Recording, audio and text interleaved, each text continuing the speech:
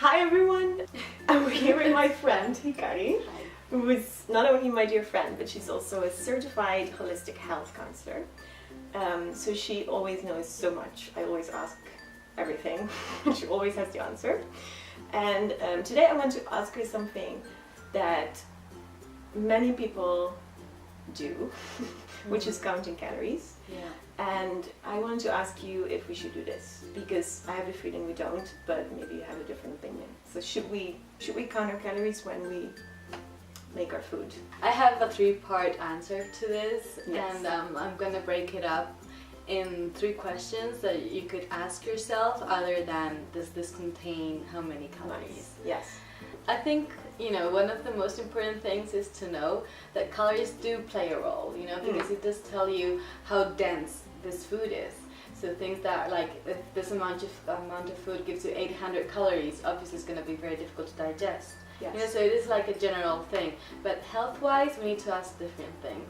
Okay. And we have to know, like, the first thing is this food, like, does this food contain micronutrition? Because calories are counted through the macronutrients, which is what we all know, which is like the carbohydrates, fats, and proteins. That's right. That's kind of how we build our meal. Yes, like Here. exactly. Like Yeah. people say, how much fat does this contain? How much protein? How much carbohydrates? But the thing is that there's a deeper side to nutrition, which is the micronutrition, right? Like things that really build up through time.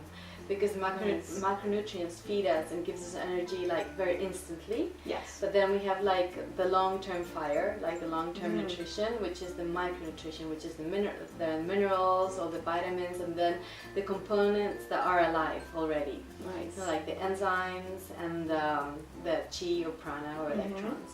So basically, like before eating a meal, you can also ask, does this give me more than just macronutrients?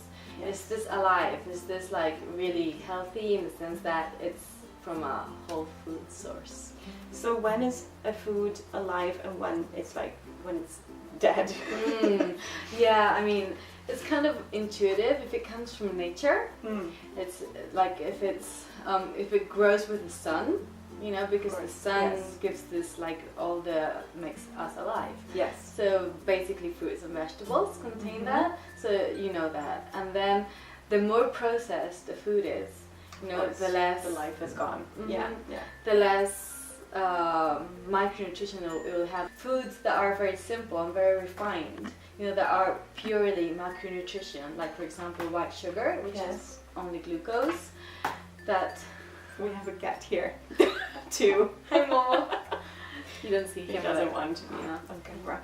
He's very hot and lazy right now. There are foods that are very refined and they're macronutrients purely, and if you eat it, you will feel the rush, because it's giving you instant energy. Yes. But you have to know the long term, why then you're gonna crash. So for long-term energy, you need to maintain daily micronutrition input.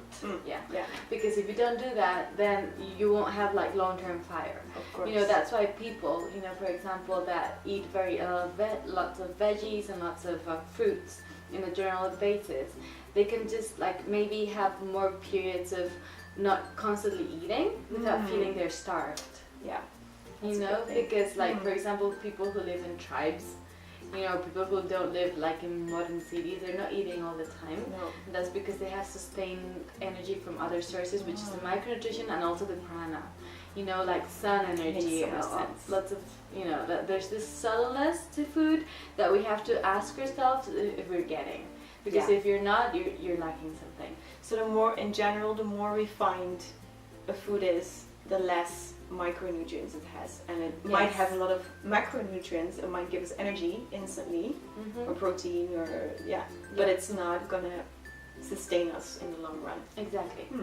Exactly. And and even the fortified foods, even if it's refined and then you put all the macronutrients in it, it won't have the same effect. No. If it's so it's like milk with a certain with like added calcium because it's so refined, the calcium is gone or whatever. Yes. It's not going to give you the same thing. It's fresh milk, for example, or you will feel the difference too. Yes. You know, because this is very experiential. You know, you really need to tap into what works for you. It isn't that you have to believe this because I say it. It's just like you eat it, you try to eat healthy in the sense that, you know, not only counting calories, but for example, like an avocado, which is natural, it has like healthy, it has water, it has fiber, and it has all this macronutrition. Although it has X amounts of calories, it's going to be much more healthier than eating like this refined oil or this refined, you know, source of fat, you know, because it would be fat, but it isn't the same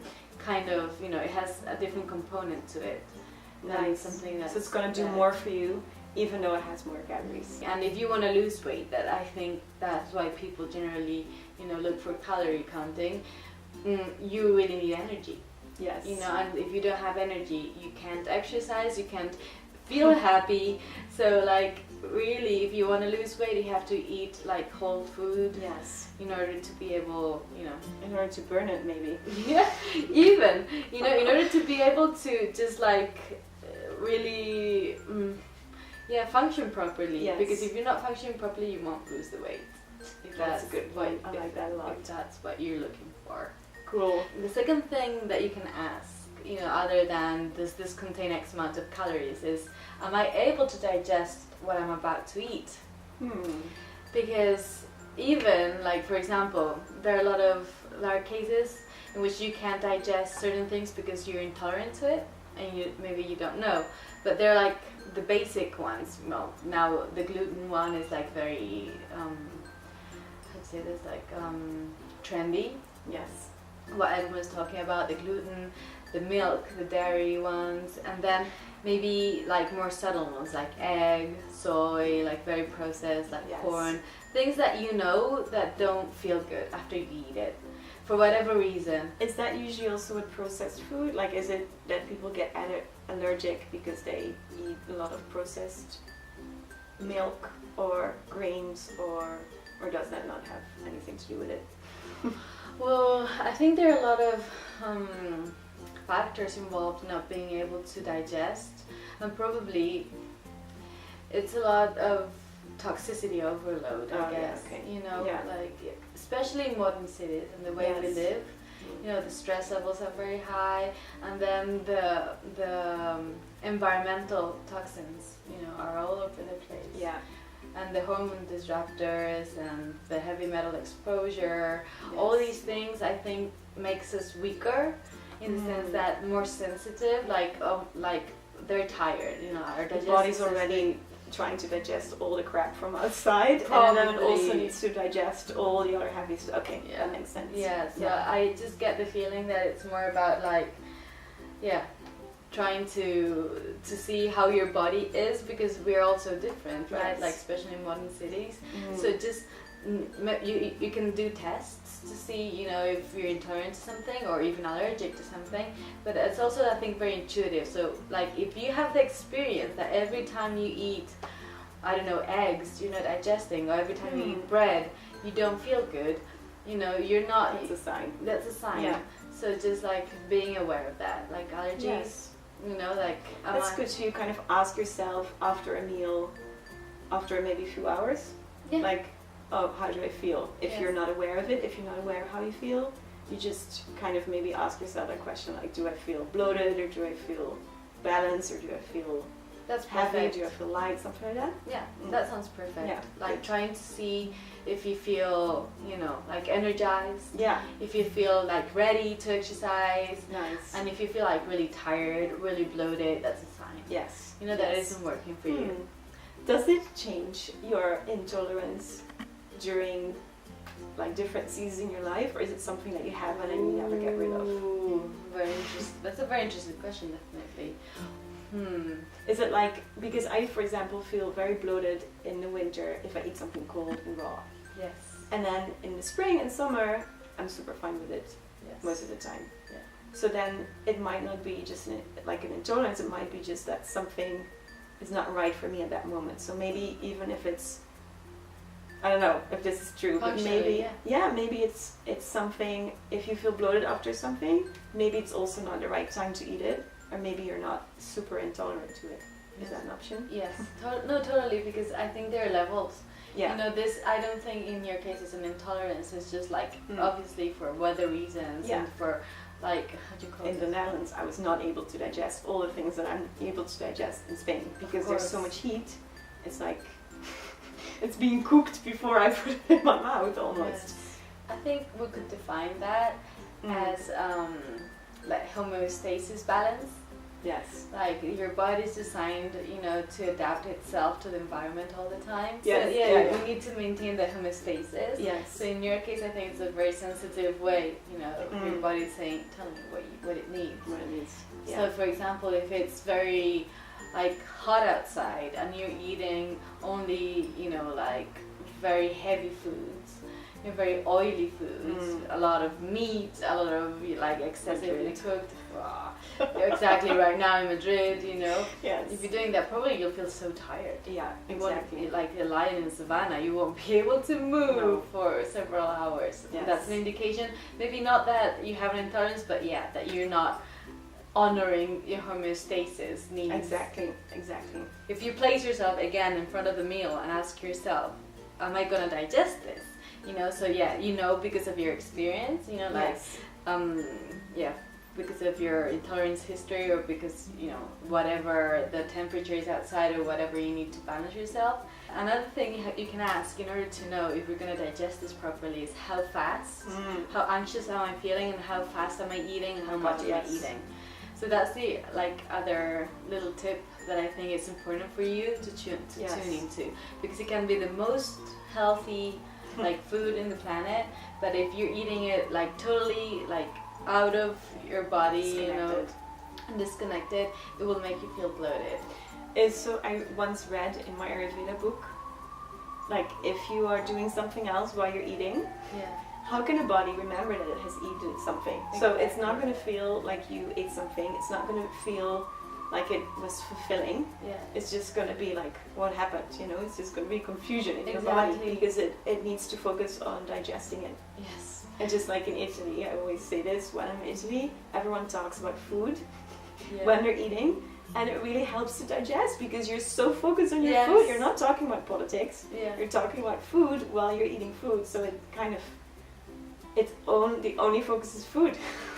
Yeah, but when you eat it. Yeah, because digestion really starts when you think about when you think about the food, not when you're eating it. So it's of course if you're not focused on what you're eating, then so focus. Focus, and then and relax while you eat. Try to at least. What's the third thing that you? So the third thing, that you can ask yourself is how well is my transit, like in my digestion. Am I like finishing the digestive process, which is pooping? Which very obviously we don't want to talk about this, but if that is blocked because we have a lot of stress, we're not taking the time to go to the bathroom, or we're traveling. That's a good point. You have to take the time to go to the bathroom. Of course. Yeah, if you're running around all day, you cannot. No, so if you're not pooping every day, at least once, you have to really take the measures to do that. Yes. Other than counting calories. That's more important, because if you don't have the full digestive process finished, of course, you won't be able, to really feel. Makes sense. Yeah, it's like healthy. Of course. So those are like 3 tips, but thank you so much. It's amazing. I love them.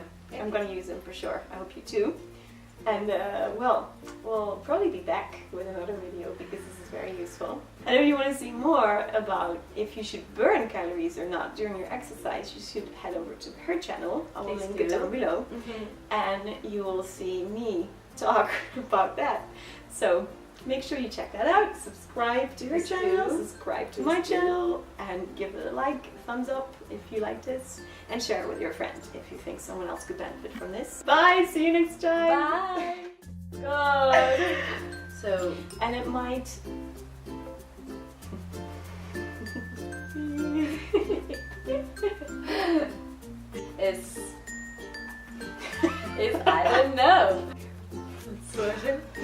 doesn't matter.